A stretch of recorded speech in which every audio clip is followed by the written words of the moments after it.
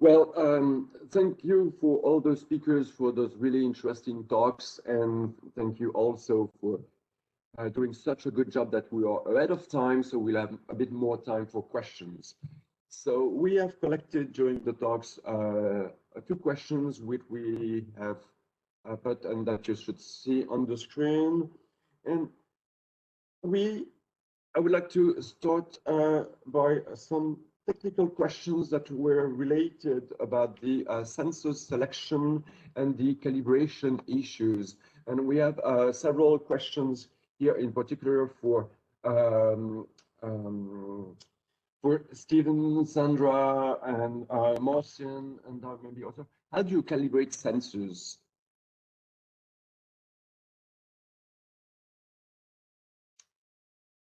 I'm not sure who will answer first, but I will do so maybe. Yeah, actually concerning sensor calibration, what we often do is we do some tests with some reference devices in the lab before putting the sensors in the device and put it to the market. However, concerning calibration, it should be good if there would be some general guidelines for sensors and how to calibrate them. I mean, for instance, for CO2 sensors, what we often see is that they also are a bit influenced by temperature. Some correct for it, some others do not. So having some guidelines on which sensor to use and how to calibrate a particular one would be good in order to put it in industry also. But that's maybe something that is more related than to academic research, I guess.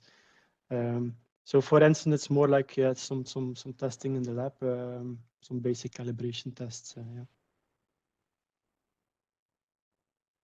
Okay, thank you. And at Netatmo, what is your procedures for calibration? Yeah, so in our products, we're using a CO2 sensor that is homemade, and we are doing several calibration on it, actually. First one at the factory, so when we put the sensor in the product. And then when the product is installed at the user's home, we also perform automatic calibration in order to be sure that each week, actually, the level of CO2 measured goes back to 400 ppm, because it's the outdoor, I would say, concentration for CO2 ppm.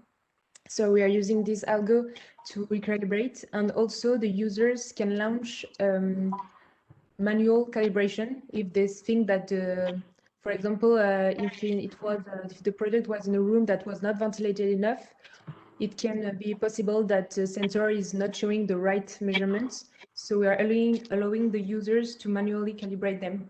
So yeah, that's it. We're doing several calibration on our sensors. Okay, thank you. And there was also same question for the Foobot about the PM, what kind of sensors you use, and I would add, how do you calibrate that? So we use laser PM sensors, or active PM sensor for the latest product that we release. It is factory calibrated, and then we have quite a lot of software to actually compensate drift over time for this sensor when they are deployed. This has been also looked at again by quite a few research papers in the past, even for our first product. You are welcome to check, for example, the work from Lawrence Berkeley Lab. Okay, thank you. And while we are still on the screen, there were a couple of questions about VOCs, and there were comments from Sandra, I think, about VOCs and CO2, and what is the relation? So what can we monitor for? Is it possible to monitor low-level background VOCs? And okay, is that enough to check checking what was the questions? But there was some comment about VOCs. Could you comment on that, Inouk? Yes, sure. So for VOCs, yes, there is now some technology on the market that are able to check low background level of VOCs. The one we use is actually validated by the UBA, which is the German body for indoor air quality and ventilation validation. Okay, and then what you, Sandra, said about that CO2 does not explain everything, or can be related to everything, and there might be other uses for VOCs that included also in the systems, or maybe with Steven. Can you repeat the last question, Benjamin?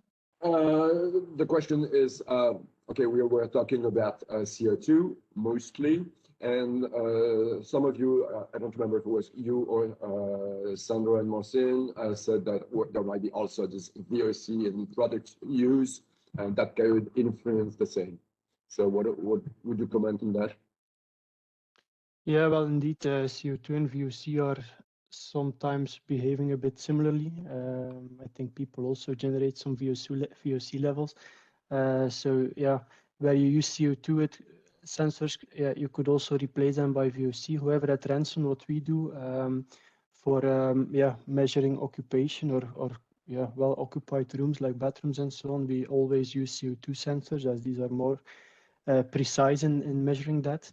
VOC sensors are in our cases mainly used to detect odors and so on. So we use them in bathrooms and toilets. But they are a bit similar indeed. Yeah. Okay.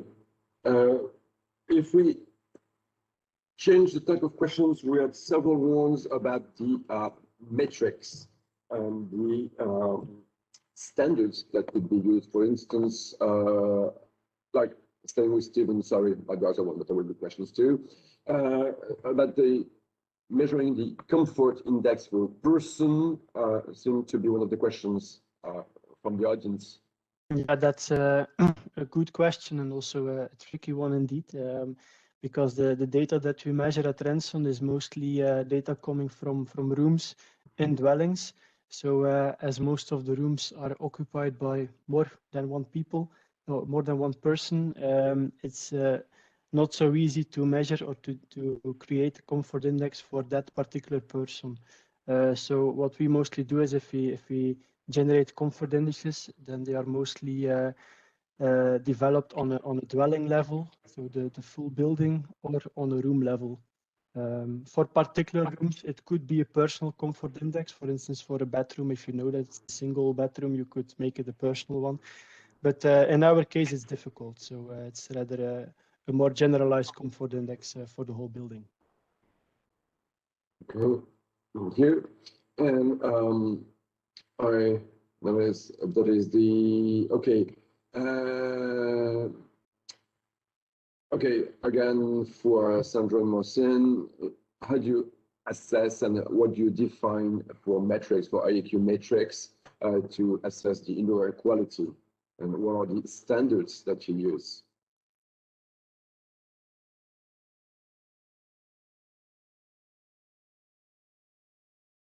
So I will try to reply to that. So because I just try to understand the question, because the metric that we use is in this case around the CO2 concentration in the air. So to answer to some of the questions here, we based ourselves on the weather station that owners have in their home. So the data is pulled out from our database, and it's anonymized. And so that's why we believe that the source is reliable, because it's taken from everybody's life. It's from the everyday life. The second thing is that we use here the amount of time of the station crossed the 1000 ppm threshold, because we believe that it was, let's say, a common indicator for all Europe. I hope it answers the question. Okay, thank you. Then we had also questions about the analytics and how we do and how we analyze this thing. And for instance, here's one for the Ben Walker about the analysis. Do you analyze the data with the cloud, gathered with the cloud? Is that self-sustained analysis and only on those data, or do you have comparison with others, with different countries and different places? We do analyze the data internally. Like, it's the tough thing with some of this big data is that the privacy issues with like the people collecting the data and who really owns the data and everything. So internally, we do some review analysis and stuff, but we never really publish any of the results or anything like that. And we do look at the data that's collected in all the different countries. Mm-hmm. Okay. No, I would check. Okay. Now we have more general questions, and actually, which is most important, I think, because I would like to have a general idea about this, about the sensors and emergency warnings. And there are some critical issues. Is the issue with Wi-Fi critical, with critical sensors such as carbon monoxide or fire sensors? Do we have legal issues with this? For instance, they said that NAS had some issues in the US, which I am not aware of. So this is a general question for all of you. So in turn, we would like your advice, opinion on this. Inouk, for instance, what do you think? Okay, so to my knowledge, none of the sensors that we are talking about are validated for life-threatening application, except for the Nest Protect. That is probably what the person is asking a question about. So if we are about monitoring, it's not like fire safety or that type of thing. So we can rely on Wi-Fi to gather data. These are not devices that protect against hazard. They are there to monitor your environment. Okay, thank you. Do you have any comments on this life critical applications? For instance, at Renson? Yeah, well, I actually can agree with what Inouk said. So yeah, the focus of what we do is monitoring the environment. Actually, if it's a life-threatening situation or let's say a fire, we do not consider that one for the moment. Also because we are aware of the fact that using our sensors in order to help people in such situations would be a bit tricky. I think in that case, your sensor should be really capable of measuring also when they are turning too hot and so on. So it's just another use case which we are not focusing on for the moment. Just to add something about that, basically the main difference between monitoring and life-threatening type of situation is that to monitor you need a good sensor at lower level of the spectrum. When to warn user about emergency situation, you kind of need something that is from 0 to 1 in case of emergency. So 0 safe air, 1 unsafe go out. So it's really different type of approach. Yes, indeed, yeah. Thank you, because this is something that we have not listed as the difference in applications for the ST5 subtask of the annex, and we definitely, oh, I personally definitely thank you for this, making this difference for that. Okay. We had also a couple of questions about the representativity of all these measures and what they mean. For instance, the questions about how the air change and leakage rates obtained with blower doors are representative of real conditions. What do you think, Ben?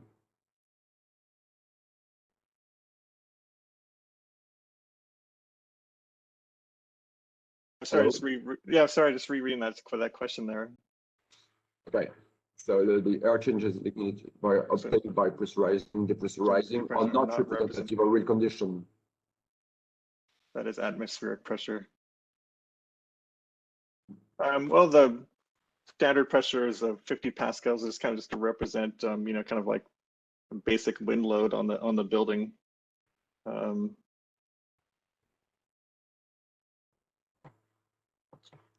Okay. But yeah, I'm not sure. I'm not sure exactly how to answer other than that, really. Okay, so maybe we should just leave these questions and precise it. Okay. There was also questions about the representativity of the measurements during the COVID pandemic. Is that all the measurements, all the houses, or all the environments, there were more people in houses or less people in offices? And in your cost or performance analysis, did you take that into account? Actually, it's taken into account in the simulation part, in the sense that when we are training the agent against a calibrated building model, then the occupation is maximum. So that may also explain why we have actually more savings in the actual building, about 52% savings so far, compared to the 44% that we had through simulation. Okay. And if I may add a small question in there, in your analysis, do you take also into account the cost of the sensors and the infrastructure of everything, and because that would increase the cost? Yes, we have basically we are deploying sensors as part of the service if there is no sensors already in place from the existing HVAC systems. So this is taken into account within the cost. Okay, thank you. Next, we had also some questions about the interaction with the users or with the system. So, for instance, do we have a feedback mechanism from the sensors that let us know when the systems are working right, or when the systems, when it's suggested that occupants, how we can interact with the occupants? Stephen, that was a question for you with closely related question for Netatmo about the difference between occupancy and CO2. So first, Stephen. Yeah, so I think that question is related to the advice service that I mentioned in my presentation. So we could send some advice in the app to users, for instance, to open their windows and so on.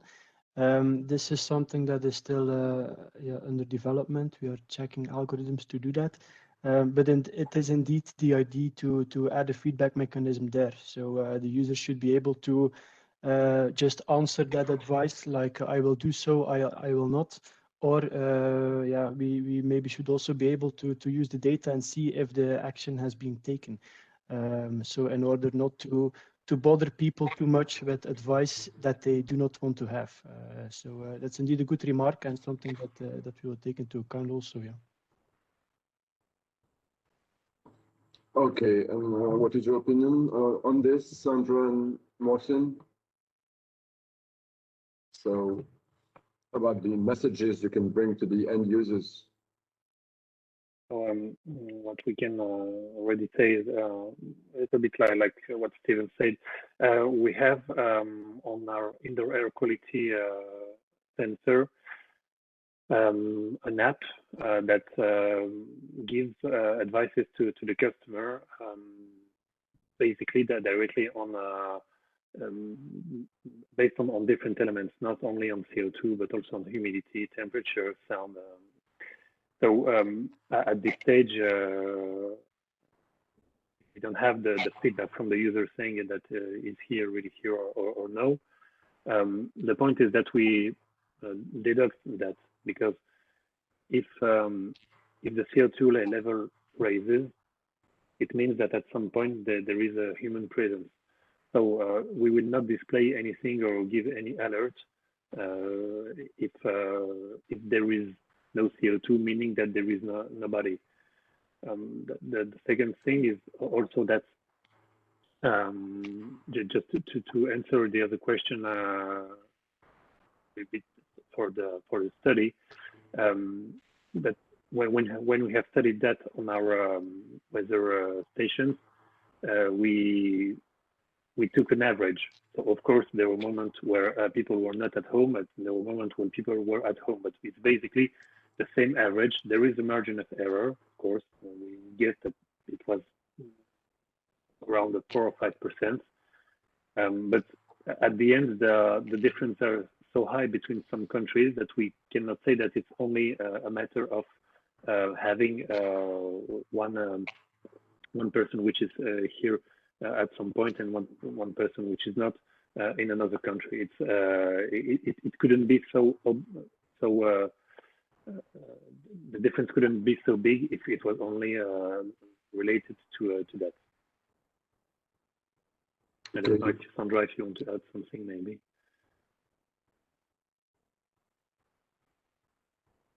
No, it's okay. Okay, let's see what we still have for questions on my list to come forward to feedback in the calibration, the metrics. Question about sources, the personalization. This is an interesting question about what we can do in buildings with natural ventilation. Can we have IAQ monitoring data in naturally ventilated residential buildings? That was a question for Inouk. Yes, so we deployed a lot of these sensors in B2C. We were also involved in the creation of some known brand air purifiers, which embedded our sensors technology. So we saw a lot of data from residential dwellings. And what we, I mean, as a conclusion, I mean, if we analyze globally all of this data, we see that everything that is not automatized, it doesn't last long for the user to open Windows when an application tells him to do so or to change his behavior, because, I mean, we tend to focus on our attention on these kind of issues for a limited amount of time after we buy the sensors. But in the long run, we really need automated system to solve air quality issues. I mean, that's what we gather from our data set. Thank you, Inouk. And I think that maybe with that, I would just like to conclude this webinar now by, even though there are still a few more questions. I would like to thank everyone, the presenters, of course, the participants, and Maria and Valerie that really helped prepare backstage everything for setting up this webinar and helping me and the other people really prepare for that. And I would like to thank you really all the audience for that, all the audience for their questions. And I would like to remind you that there will be a message about a survey that definitely we want you to take a few minutes to fill. And we'll also personally insist that if you're interested more in this, and if you think that you can bring something to the Annex 86 about the air quality management and the energy efficiency and ventilation issues, then you should contact us at the Annex 86. So that will be, you have the information on the flyer from the for this webinar. So definitely we are expecting your input for this, and you're joining us in this Annex 86. So once again, thank you everyone.